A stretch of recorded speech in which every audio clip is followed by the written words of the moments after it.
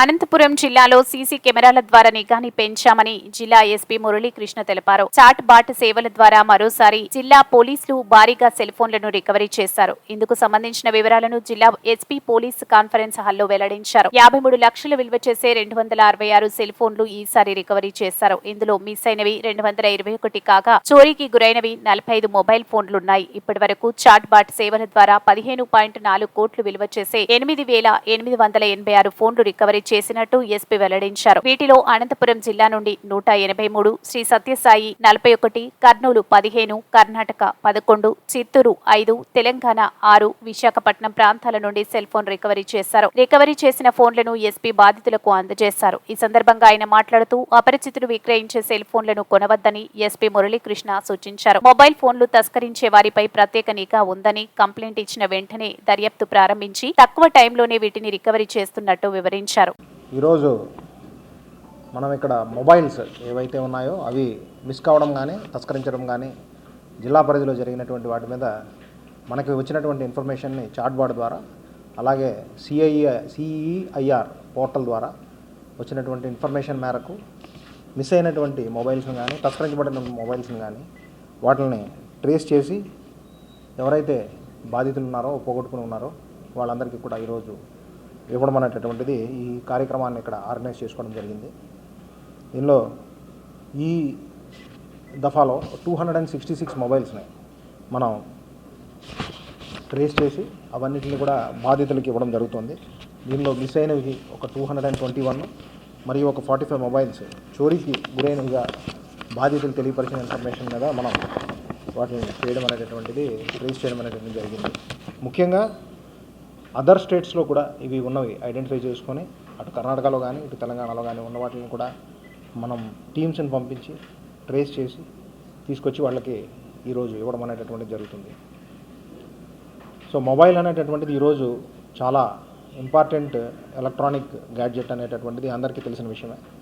So దానిలో ఎంతో personal information అనేటటువంటిది కూడా ఉంటుంది. సో దానికి సంబంధించి బ్యాంక్ రిలేటెడ్ కానీ అదర్ ఇన్ఫర్మేషన్ కూడా సేవ్ చేసుకునే పరిస్థితి ఉంటుంది. సో అంత ఇంపార్టెంట్ అయినటువంటి గ్యాడ్జెట్ని ప్రజలందరికీ కూడా విజ్ఞప్తి చేసేది ఏంటంటే దానిని ఎడల ఆల్వేజ్ అప్రమత్తంగా ఉండాలి. ఎప్పుడు దాన్ని మిస్ చేసుకునే పరిస్థితి, పోగొట్టుకునే పరిస్థితి ఉండకుండా తగినటువంటి జాగ్రత్తలు తీసుకోవాలి. సో పొరపాటున ఎక్కడైనా మిస్ అయినటువంటి పరిస్థితి ఏదైనా ఉంటే దానిని ఇమీడియట్లీ మన జిల్లాలో ఉన్నటువంటి హెల్ప్ లైన్ నెంబర్ని కూడా ఒకటి పెట్టడం జరిగింది. ఆ హెల్ప్ లైన్ నెంబర్కి కాంటాక్ట్ చేసిన ఆల్రెడీ వివిధ మాధ్యమాల ద్వారా మనం ప్రజలకి అందుబాటులో ఉండడానికి ఏ విధంగా పోయిన మొబైల్ని పొందవచ్చు అనేటటువంటి దాని మీద సిఈఐఆర్ పోర్టల్ చేస్తున్నటువంటి విశేషమైనటువంటి ఆ పోర్టల్ ద్వారా కృషి అనేటటువంటిది ఒకటి ఉంది. సెంట్రల్ ఎక్విప్మెంట్ ఐడెంటిటీ రిజిస్టర్గా ఆ ఎక్విప్మెంట్ ఉన్నటువంటి ప్రతి ఎక్విప్మెంట్కి ఉన్నటువంటి రిజిస్ట్రీ నెంబర్ ద్వారా దాన్ని ఇమీడియట్లీ బ్లాక్ చేయడం కానీ దానిలో ఉన్న డేటా థెఫ్ట్ కాకుండా ఉండే విధంగా తగినటువంటి చర్యలు తీసుకునే విధంగా చేయడంతో పాటు మన జిల్లాలో అంతకంటే ముందు నుంచి స్టార్ట్ చేసినటువంటి ఒక చాట్ బాట్ ఉంది. ఆ చాట్ బాట్ ద్వారా కూడా ఏ రకంగా సిఏఆర్ ద్వారా రిజిస్టర్ చేసుకోవాలనే సూచనలు చేయడం.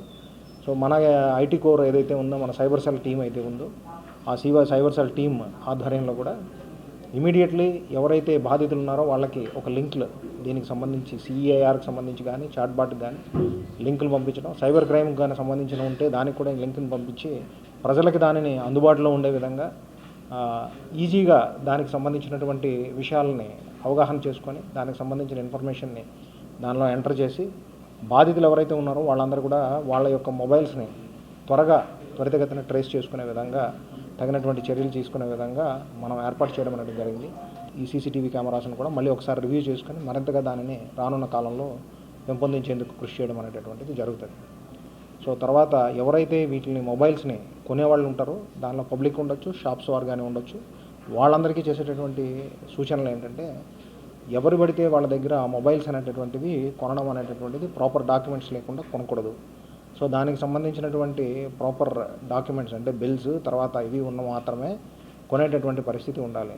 సో ఎవరికైనా నోటీసులోకి ఇట్లా అనాథరైజ్డ్గా ఎవరైనా అమ్ముతున్నారంటే ఇమీడియట్లీ పోలీస్కి డైల్ 100 కానీ చేసి ఆ ఇన్ఫర్మేషన్ తెలియపరిస్తే అక్కడ ఉన్నటువంటి వాళ్ళు అమ్ముతున్నటువంటి వాళ్ళు ఎవరైతే ఉన్నారో అది కరెక్ట్గా చేస్తున్నారా, రైట్ గూడ్సా కాదా, లేదంటే ఆ మొబైల్ ఏమైనా తస్కరించబడిందా లేదని ఆ క్షణమే మనం పట్టుకొని చెప్పేటటువంటి పరిస్థితి ఉంటుంది. ఈ దఫాలో చేస్తున్నటువంటివి 53 లక్షలు విలువ చేసేటటువంటివి ఒక 266 ఫోన్స్గా గుర్తించడం జరిగింది. అలాగే మనకి చాట్బాట్ జిల్లాలో స్టార్ట్ చేసిన దగ్గర నుంచి 8,886 ఫోన్స్ని మనం అందరికీ కూడా బాధితులకు ఇవ్వడం జరిగింది. వాటి విలువ మొత్తం కలిపి 15.4 కోట్ల వరకు ఉండి ఉండొచ్చు అనేటటువంటిది మనం ఇప్పటివరకు గుర్తించాము.